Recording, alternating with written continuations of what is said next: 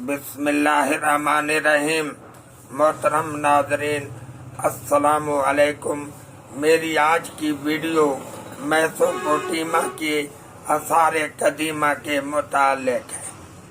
Mesopotamia के आसार बयान करने से पहले मैं आपको बता दूं कि आसार कदीमा एक इल्म है, आर्ट है और बाकायदा साइंस है जो बनी नौ इंसान जो माजी में गुजरा है और उसने अपने नवादरात छोड़े हैं, वो उनकी दरियाफ्त, बहाली, हिफाजत करता है। मोहतरम नाज़रीन, आसार कदीमा में वो तमाम चीज़ें आती हैं जो बनी नौ इंसान ने बनाई या जिन्हें वो इस्तेमाल करता रहा। इंसान की बनाई हुई चीज़ें, आबादियाँ, इमारतें, ज़रूर, आलात, हथियार और ज़ेवरात और तख्लीकी अज़ार के मादी पैकर शुमार किए जाते हैं।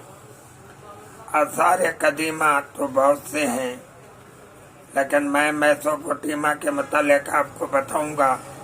आसार कदीमा में मिस्र के आसार कदीमा, मेसोपोटामिया के आसार कदीमा, पोम्पियाई आसार कदीमा, टेक्सला के आसार कदीमा, ठट्ठा के आसार कदीमा, बलूचिस्तान के आसार कदीमा, मोहनजोदाड़ो और हड़प्पा के आसार कदीमा। मेरी आज की वीडियो मेसोपोटामिया के आसार कदीमा के मुतालिक है। कदीम मेसोपोटामिया के बारे में हमारे पास जो इल्म है उसका सरचश्मा ऐदनामा कदीम रहा है। मेसोपोटामिया की सरजमीन इसलिए खास दिलचस्पी का बायस रही है कि ये वो कदीम तहजीब है जिसमें पैगंबर और मजहबी रहनुमाओं का जिक्र मिलता है। इनका बिलवास्ता या बराह रास्त ताल्लुक मेसोपोटामिया से रहा है। अशोरबा और बाबल ऐदनामा कदीम की वजह से इंसान के लिए एक दिलचस्प और पुरअसरार हैसियत रखते हैं। ज़माने वस्ता में कई यूरोपीय सियाहों मुहिमजुओं ने इस कदीम सरजमीन का दौरा किया। 12वीं सदी में स्पेनवी यहूदी सियाह बेंजामिन ऑफ टोलेडो मेसोपोटामिया इसके दूर अफ्तादा हिस्सों तक पहुंचा और उसने अपनी सियाहत के दौरान में बाबल नैनवा के महज खंडरात का मुशाहिदा किया। दरिया दजला के किनारे कई आबादियां मिटते मिटते भी अपने निशान छोड़ गई हैं। मोहतरम नाज़रीन, 16वीं सदी ईस्वी में एक पेट्रो डेला वेला ने मेसोपोटामिया की सियाहत की और वापसी में अपने साथ बाबल से वो प्लेटें लाया जिन पर अजीब व गरीब रस्म ख़त में तहरीरें थीं और उन पर मोहरें बनी हुई थीं।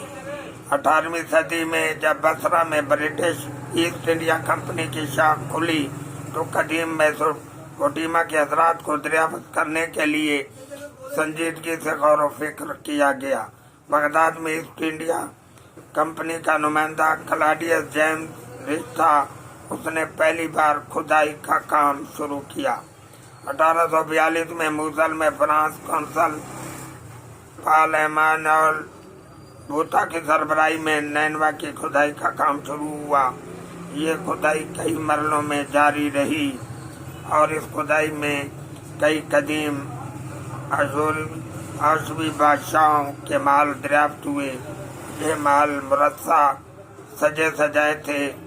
दरबार बड़े बड़े आला किस्म का फर्नीचर, तस्वीरें, सजावट की अनगिनत छोटी बड़ी लकड़ी और सोने की बहुत सी चीज़ें वहाँ से मालूम हुई। मोहतरम नाज़रीन, अमरीकी, बरतानवी, फ्रांसीसी, जर्मन उलमा इस सरजमीन में 1935 तक खुदाई करते रहे और तहकीक का काम जारी रखा और यूं मेसोपोटामिया के कदीम आसार सामने आ गए। पहले जंग अजीम और दूसरी जंग अजीम के बाद भी ماہرین آثار قدیمہ نے اپنا کام جاری رکھا اور بیش بہا چیزیں دریافت کی۔ میسوپوٹیما کی تہذیب و ثقافت مختلف امتیازی علاقائی تہذیبوں کا مرکب سمجھی جاتی ہے۔ ابتدائی ادوار کی ساری زبانیں جنہیں ٹیل کا نام دیا گیا ہے، ان کا اشتراک بھی تہذیبی نوعیت کا حامل تھا۔ مغربی ایشیا، شمال مغربی شام، خلیج فارس، اناطولیہ اور ایران کا بالائی علاقہ مل کر ایک رنگا رنگ تہذیب کے حامل تھے۔ میسوپوٹیما کے جو قدیم آثار دریافت ہوئے، ماہرین آثار قدیمہ نے ان کو مختلف حصوں میں تقسیم کر دیا ہے۔ عمارات اور تعمیرات کے باقیات و آثار و فنون و آرٹ کی چیزیں، تحریری دستاویزیں، آلات و ہتھیار، ظروف اور ذاتی استعمال کے زیورات، باقیات و آثار میں عبادت گاہیں، محلات، قلعے، ذاتی رہائش کے مکان اور تعمیری سامان، آرٹ اور فنون لطیفہ میں مجسمے، سنگ تراشی کے نمونے اور تصویریں وہاں سے ملی ہیں۔ میسوپوٹیما سے ملنے والی تحریری دستاویز بڑی اہمیت کے حامل ہے۔ تصویری دستاویز سے سامی زبانوں کے میخی رسم الخط کی ابتدا ہوئی تھی۔ اس رسم الخط پر غیر سامی زبانوں کے اثرات کا سراغ ماہرین آثار قدیمہ نے لگایا ہے، اور 30,000 سال سے زیادہ عرصے تک میسوپوٹیما کی تہذیب نے اپنی انفرادیت کو برقرار رکھا اور دنیا کے ایک ایسے حصے میں مرکزی حیثیت حاصل کی جس کو پیغمبروں کی سرزمین کہا جاتا ہے۔